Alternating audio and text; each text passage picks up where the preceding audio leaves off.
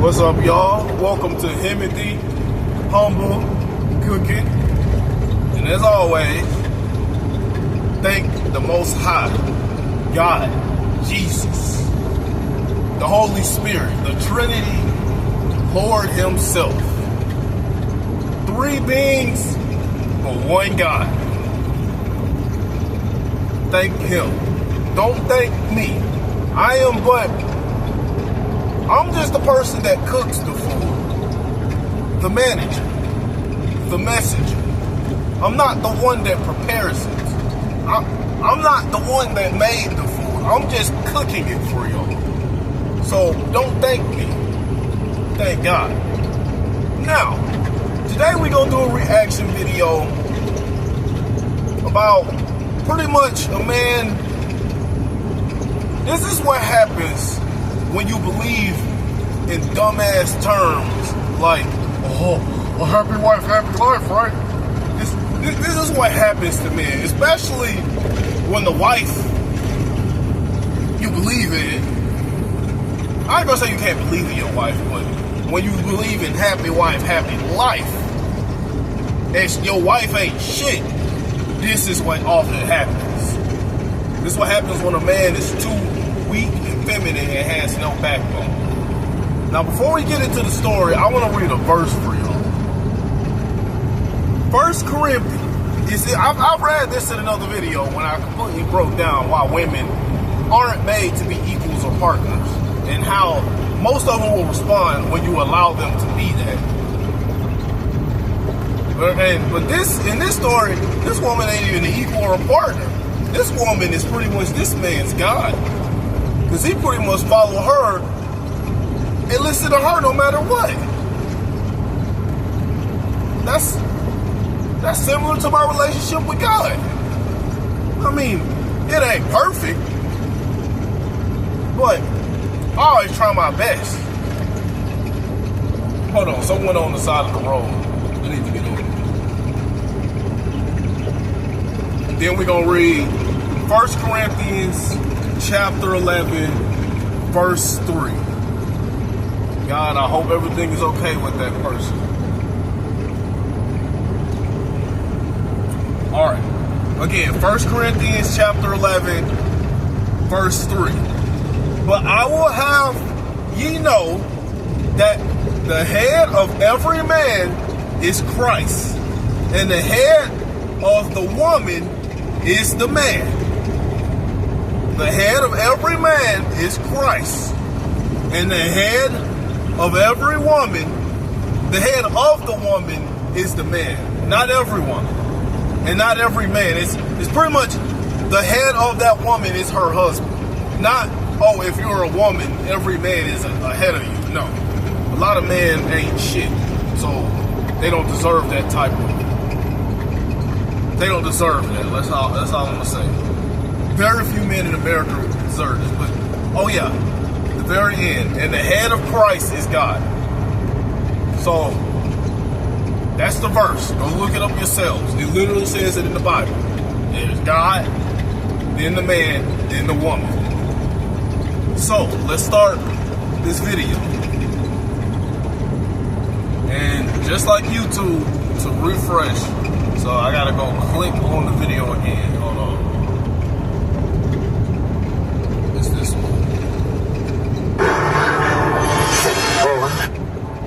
Time to pull up a chair. We've got another great story for you today, and the art. Oh, by the way, this is the YouTube channel Rlounge. I, 63 female, have been dealing with all sorts of curveballs life has thrown at me, but now it seems just too much to handle. My daughter-in-law, let's call her Susan, is hosting a party at the new house, and I'm not even invited to it. I got to know this from my niece, who follows Susan on Facebook. My niece called to tell me that she was upset about not being invited. I was puzzled. Like, what invitation and what party? She was shocked that I knew nothing about the grand party Susan was throwing at the new house. I asked her if she was sure that it was a housewarming party. Perhaps it could be something else. Then, she sent me a screenshot of the story Susan has put up with the decoration stating, "Happy Home. 1 week to go for the celebration. Can't wait to give a house tour." All these stories... She probably talking about happy home on Facebook trying to get some Chad's attention, while her man's probably drinking around beer with other men just like him on the weekend, watching the game, talking about, oh, happy wife, happy life, right? Stupid ass shit. Pretty much summed it up. The naive me thought perhaps they forgot to invite me. Not that the inner me didn't know the truth, but, sometimes this hope makes you do stupid things. I waited eagerly for my invitation, but it never came. I tried to stay patient, thinking maybe it got lost in the mail, or that they were planning to invite me in person. The party is tomorrow, and how could it not occur to them that I wasn't on the guest list? Today morning, I called my son, let's call him Mark, to ask about it. He seemed uncomfortable, stammering that it must have been a mix-up, and that he thought Susan had invited me. I said, no, I didn't get any invite. He said Susan has been very busy these days, commuting for work, driving the kids to school and other classes, and then supervising the renovation of the house. She's been very busy these days, but had time to post on Facebook. He told me not to worry and that he would check with Susan to get back. It was clear he was lying, or at least covering for her, because, hello, it takes 10 seconds to forward an invitation. I waited all afternoon, but no calls, no texts. It's certain that I'm not invited. It may sound very trivial to some of you, and I don't want to counter that. I have the right to be upset about it. My life's journey has been filled with challenges, but I've always managed to persevere. However, there are certain moments that break me into pieces, and this is one of them. Probably a little background would help. My husband, my rock, was my biggest supporter and partner in everything. When he passed away, he left me with a substantial wealth. The house, pretty huge insurance money, and some other savings here and there. He ensured I'd be okay after he was gone. Surprisingly, he left nothing for Mark. He mentioned in his will that he deliberately left everything to me. He knew how irresponsible and beta male his son was, so he left all the money to his wife. And then it would be on me to decide what to do with it. Mark was very upset about this, but I assured to have his back. He's my only son. Since then, I've always supported him in every way I can. Mark has always been a very good kid, though he's had his share of struggles. He's the type of person who's kind-hearted but not always practical, which has sometimes led him into difficult financial situations. There were so many times when my husband bailed him out, and maybe that was the reason he didn't give him everything outrightly. When I married Susan, I was happy for him. He seemed genuinely in love, and I wanted him nothing more than to see him happy. And here's what she don't understand. He seemed genuinely in love. A man shouldn't be in love with a woman. This is what happens when you're in love with a woman. You stop thinking logically, and you think with your feelings. You should put my feelings in consideration, face ass. That's the type of man he is now. And then you finna see what none backbone this man doesn't have. You finna see, just watch. But soon after marrying her, he became distant from us. I didn't mind it much and respected his boundaries. From the very beginning, there was something off about Susan. It wasn't that she was openly rude or hostile. It was more subtle than that. There was a cold... Now, real quick, I'm not going to completely get on them for the distance, because here's the thing. The Bible says, and I can't remember which verse, it says it multiple times. I know it says it in Genesis, that, the man shall leave his parents and become one with his wife. So, that's not necessarily the problem. The problem is, you about to find out the wife is just bitter and vindictive. Listen, her that I couldn't quite put my finger on. She was polite, but it felt like there was a wall between us that I could never break through. At first, I thought it was just the natural awkwardness that sometimes happens when families blend. So I gave her the benefit of the doubt. I tried to be friendly, tried to involve her in family activities, but she always kept her distance. Then came the accident. A few years ago, I was driving home from somewhere when a drunk driver swerved into my lane. The impact was severe, and I was left with a large scar on the left side of my face. It wasn't just any scar. It was jagged and noticeable, something that surgery couldn't fully fix. I remember looking at myself in the mirror the first time after the bandages came off, and I barely recognized the woman staring back at me. It was a difficult adjustment, but over time, I learned to accept it. I knew that my worth wasn't defined by my appearance. even if the world sometimes tried to convince me otherwise. However, notice how she said my worth isn't defined by my appearance. I wish more men would say that same shit about the women they choose to marry. Instead of marrying a woman because, oh, she's beautiful and funny. And I was mesmerized when I first saw her, face ass. Bruh, y'all learn to vet y'all women and stop qualifying women based on their looks alone. Because their looks don't define their character and how good they are as a person, or even if they wife material. Because a woman can be a good person and still not be wife material. But this woman in this video is neither one. And what's the verse I always say? I gotta look up the exact verse so I can start telling y'all the exact verse. But it's in the Bible. It's a gold ring shows no discretion. Oh, no. A beautiful woman shows no discretion like a gold ring on a pig snout. Like I said in another video, a pig can be all the way buried deep in the mud or dirt, and all you see is the gold ring, and you think, oh, I hit the jackpot. That's so beautiful, and you go chase it and try to pick up that gold ring, not paying attention to the surroundings, and now you get your damn finger bit off. Yeah, you men should pay more attention. Don't just grab that gold ring. Pay attention to the surroundings it's in. it quickly became apparent that Susan couldn't accept it. After the accident, her already chilly demeanor grew even colder. She would make excuses not to visit, saying she was busy with work and that the kids had activities. But I couldn't figure out exactly what it was. Maybe I was too optimistic, hoping that whatever was bothering her would eventually fade away. Sadly, that never happened. However, that never deterred me from standing up for Mark whenever he needed me. I expected the same cordial, if not loving, relationship from them. Guess it doesn't work that way with parents. Children always want you to have their back, but you do not expect anything from them without being called. Yeah, that's... I ain't gonna say most children, but a lot of children. Especially if you got a son that has no testosterone or backbone. Nosy and needy. Sometimes I miss my husband a lot. When he was here, I didn't meet anyone. We both were enough for each other. I hope I get over this bitter feeling soon. Thanks if you have read this in full. I'm sorry, OP. Despite all the pain, truly appreciate your efforts. Are your niece? You know who's scarier than a face of an old woman? Looks like there are a lot of men going through a similar emotional turmoil. Thanks a ton for making me feel better with your comments. However, there were some people belittling my feelings that it was no big deal.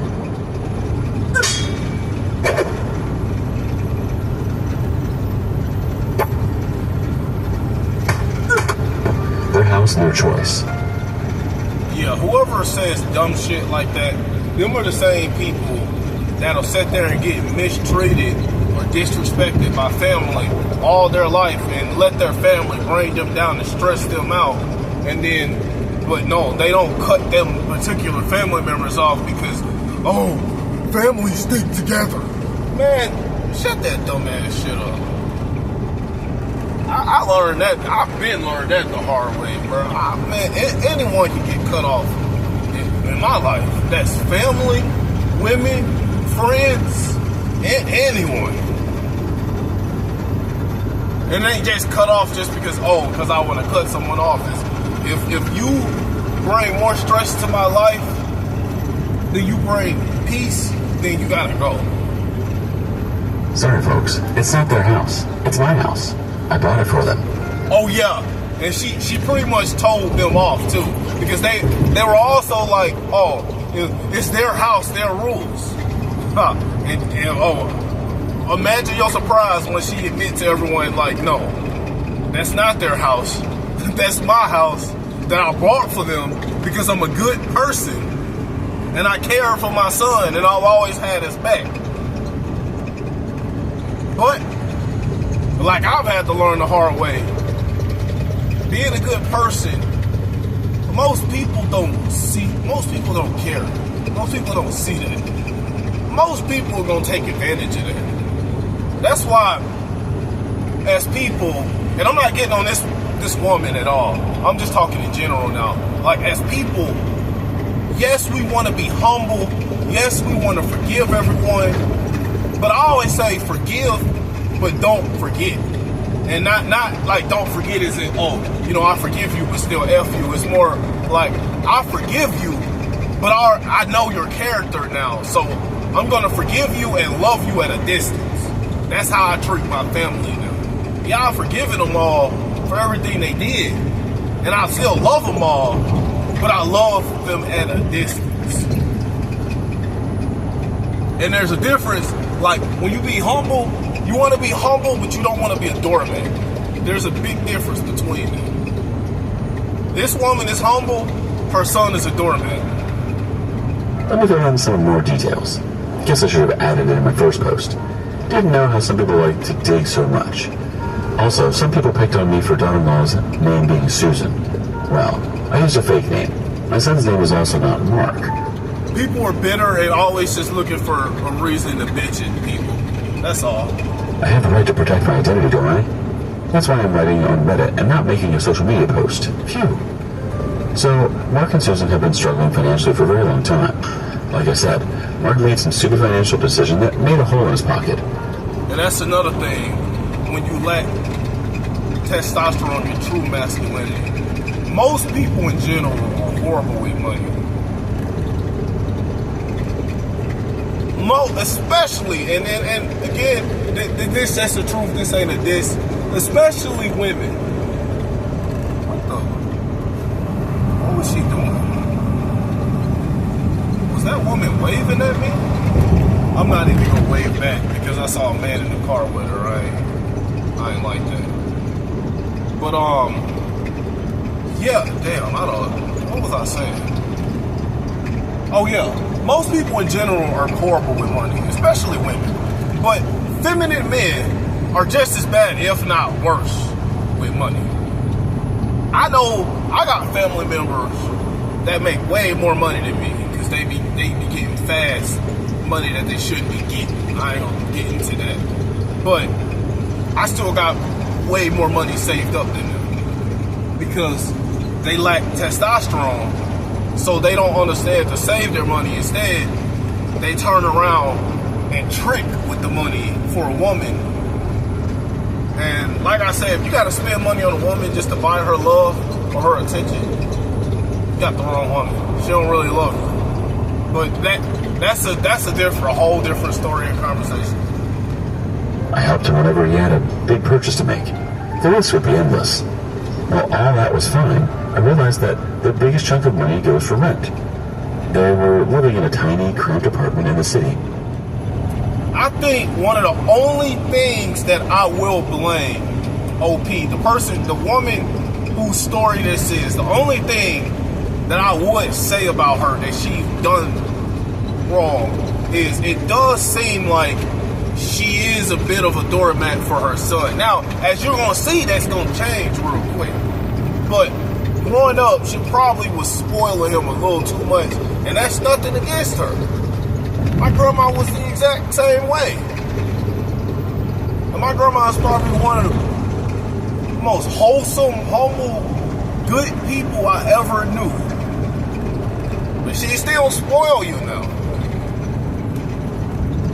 But yeah, I'm not really getting on her, but I am saying it does seem like she was there for her son a little too much, because it seems like she's really spoiling this man. With their 2 kids, they're making ends meet. Mark was working 2 jobs just to keep food on the table, and Susan was doing what she could to contribute, but it was clear they were drowning. My husband's inheritance was sitting in the bank, untouched. I still have a job at the city library, which is enough to pay my bills. I also have my own savings. My husband left me a house, so the rent is sorted. I thought, why not use my husband's money for something good? Why not give them a home where they can feel secure and start building a future? So, I bought a house for them in the suburbs. It isn't a mansion by any means, but it's a beautiful, comfortable home in a nice neighborhood. It has 3 bedrooms, a spacious kitchen, and a backyard. I thought it was perfect for them. When I broke the news to them, they both were in tears. Mark hugged me tightly, thanking me over and over. Susan, on the other hand, was a bit more restrained in her gratitude. She smiled and said the right words, but there was something in her eyes that made me feel uneasy. Still, I brushed it off. I don't need her validation, do I? The house needed a renovation. The previous owner was an old couple who didn't or couldn't keep up with the maintenance. I asked Mark to give me some more time so that I could get everything fixed before they moved in. He said they wanted to move in right away and use the rent money to renovate the new house. Fair enough, I gave them the keys. After they moved in, I wanted to visit a few times to see how things were settling in, but each time, Susan had an excuse for why I couldn't come by. Either the house was a mess, or the kids were sick, or she was just too tired. See, she was just jealous and bitter and wanted complete control over her son, over the other woman's son. That's what's wrong with Susan. And the OP is who I'm talking about. Not who I was just talking about, but whose story this is. OP, her son is so weak and feminine that he just allows this woman to do whatever, bro. Now, when I get with a woman, I'm always gonna have her back. If she has to deal with bullshit, and it's not her fault. But if my woman is just an asshole, which she wouldn't be my woman if she was, but let's say she put on a good show and had me fooled, and I thought she was a good woman, and she turned out to be an asshole, and she starts trying to separate me from my family that I do still talk to, then that's when I'm gonna have to put my foot down. Like, look here, don't do that.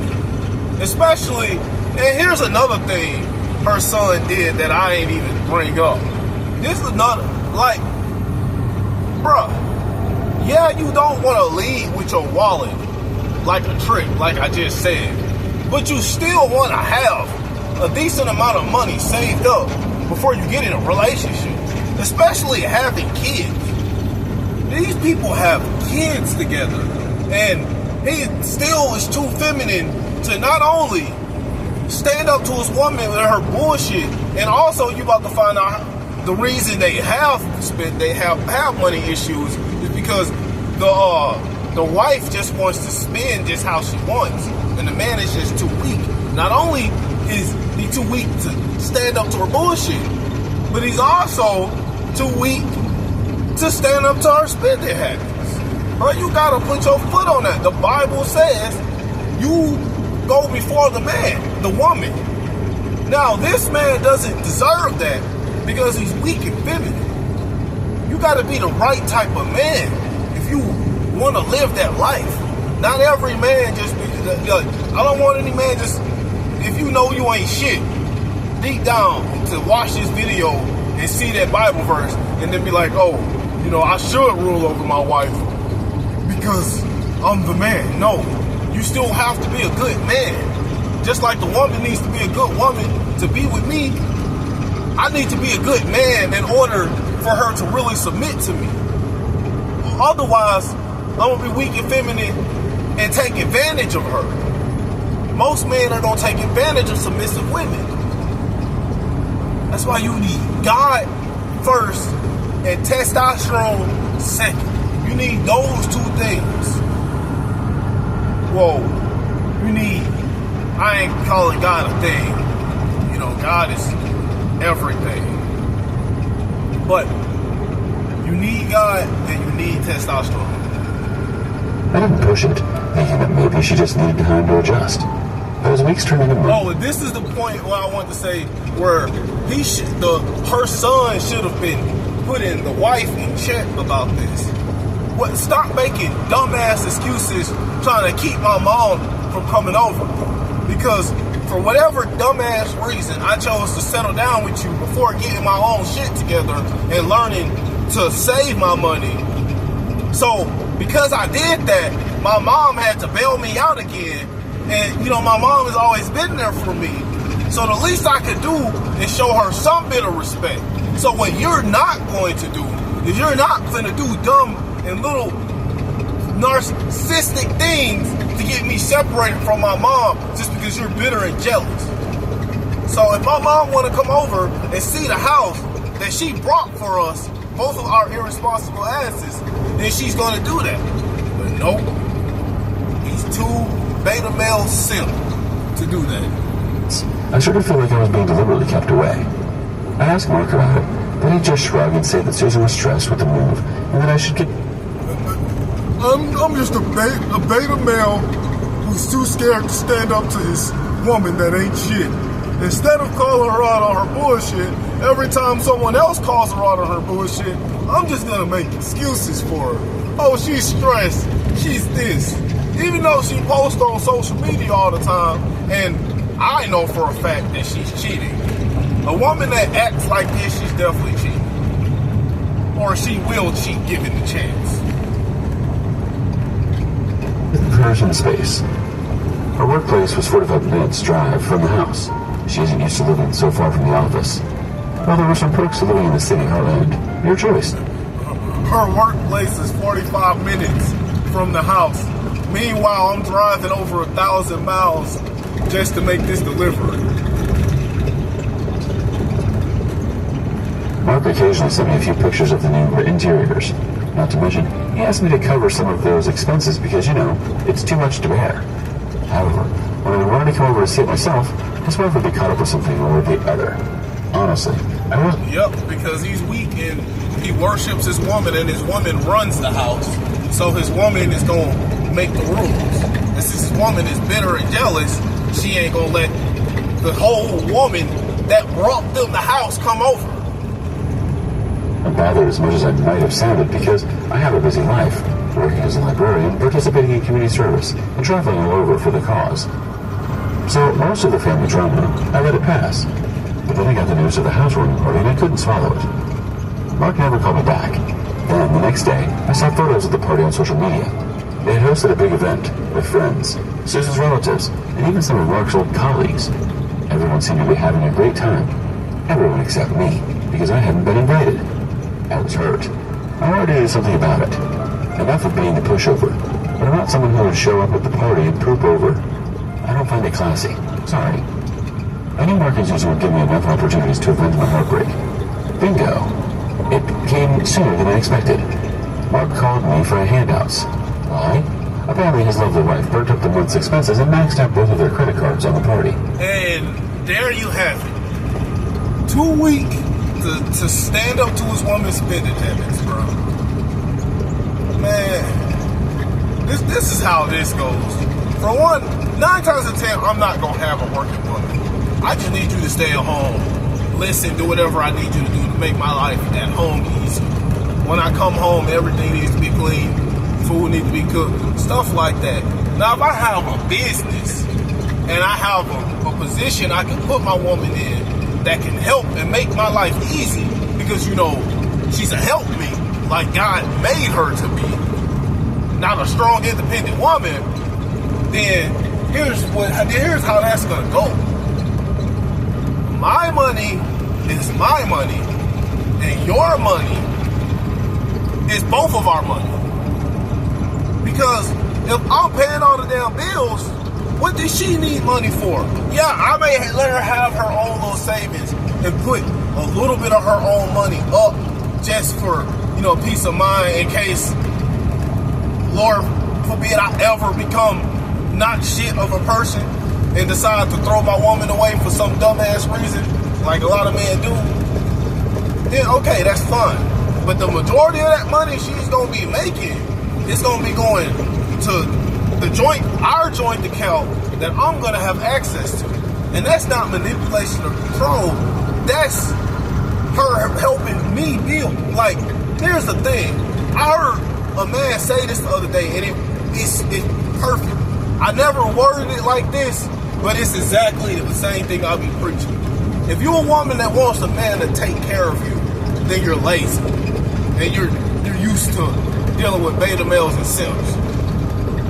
A real wife, virtuous Proverbs wife, does not want a man to take care of her.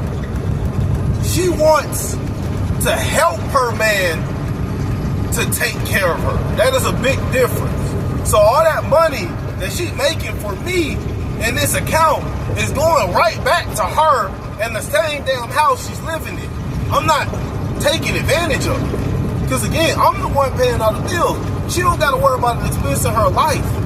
Her job is just to make my life easier so that I may better fulfill taking care of her. You get how that goes? Most women don't see it that way. Most women just want a beta male simp to take care of them while they contribute absolutely nothing other than being beautiful. Now they don't have any money to stay all through the month. Well done, I asked. What can I do about it? He remained silent and said, you know.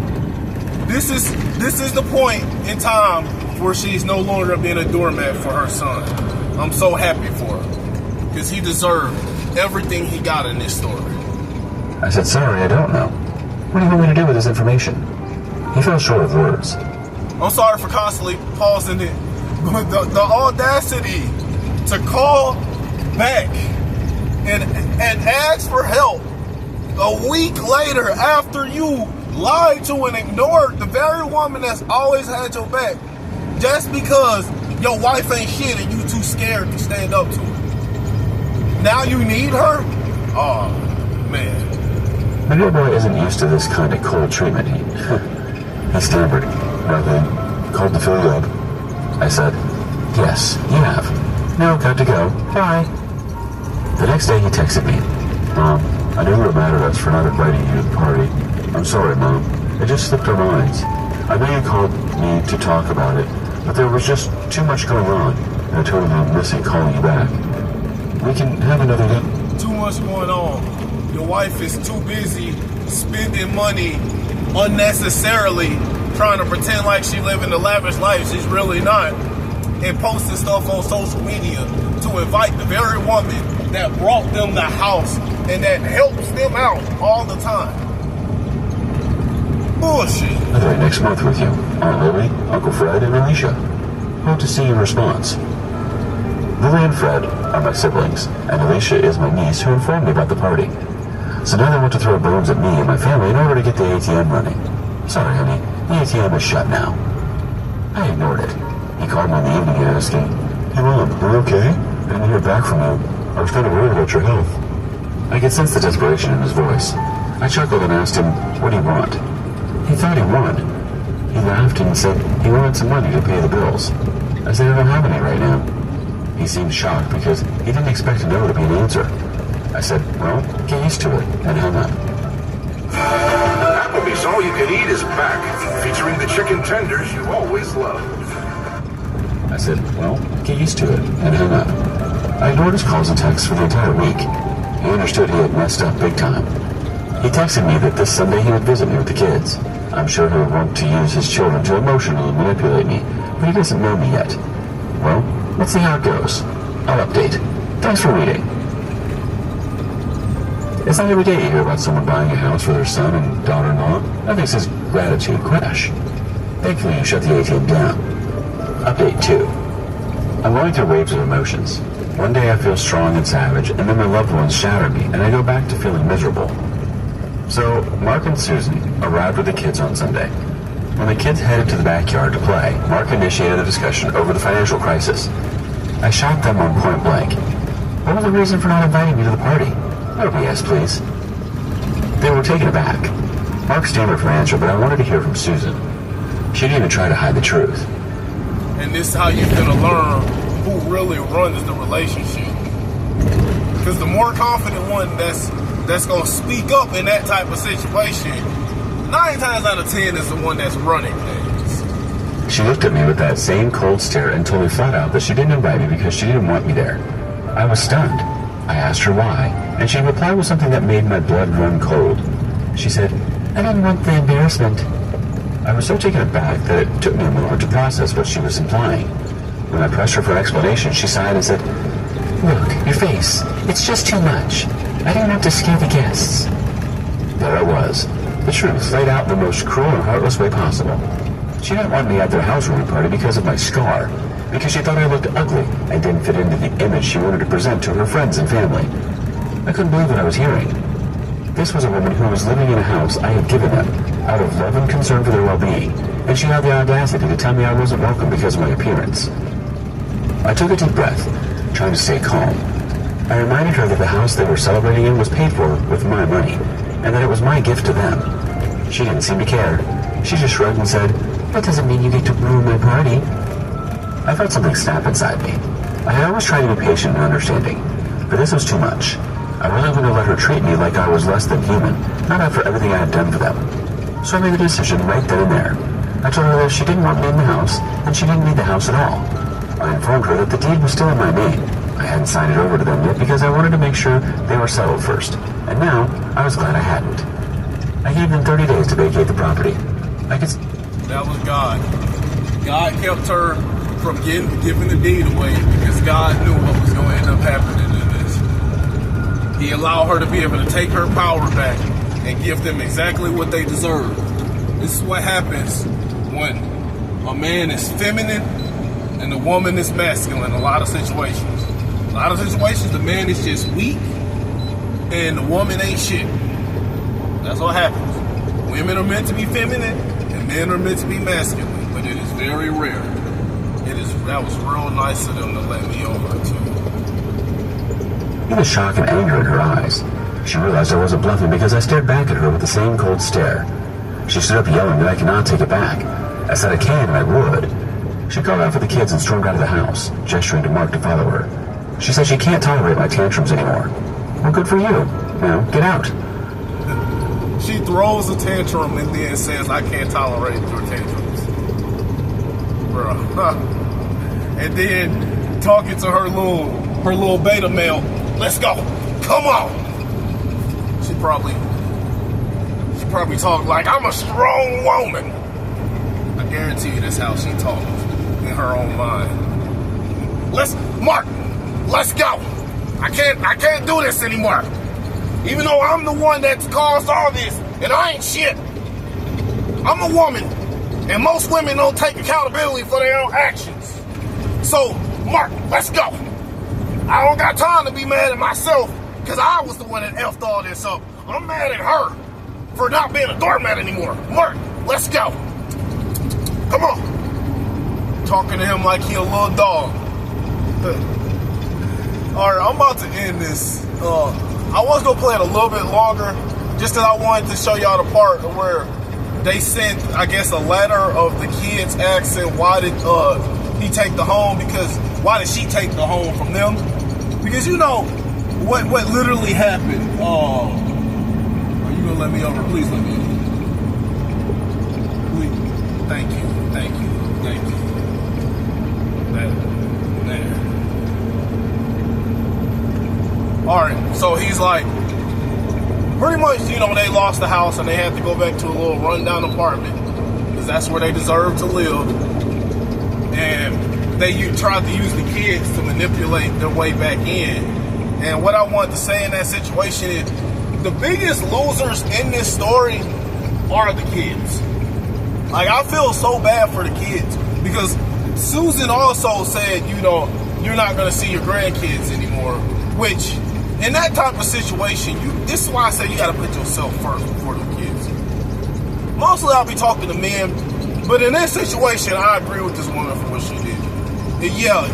I understand it sucks to lose your access to your grandkids for having a backbone, but you got to care about yourself in this situation and stop letting people walk over you. So